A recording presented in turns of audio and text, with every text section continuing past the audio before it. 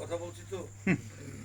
সূরা রদের 11 নম্বর আয়াতে আল্লাহ তাআলা বলছেন, ইন্নাল্লাহ, নিশ্চয়ই আল্লাহ রাব্বুল আলামিন, লা ইউগাইয়িরু, কখনো পরিবর্তন করেন না, মা বিকওমিন, কোন কওমকে, কোন সম্প্রদায়কে কখনো পরিবর্তন করেন না, হাত্তা, যতক্ষণ না ইউগাইয়িরু মা বিআনফুসিহিম, তাদের জীবনধারা, তাদের চরিত্রের গুণাবলী এবং তারা আদর্শের পরিবর্তন না ঘটায়, ততক্ষণ পর্যন্ত ওই জাতির ভাগ্য আল্লাহ তাআলা পরিবর্তন করে না।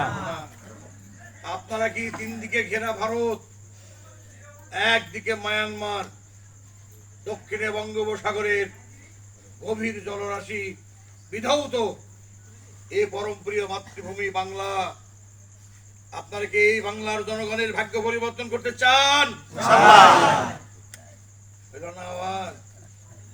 আসলে কি এই জনগণের ভাগ্য পরিবর্তন করতে আপনারা চান? এটা অটোমেটিক হয়ে যাবে নাকি?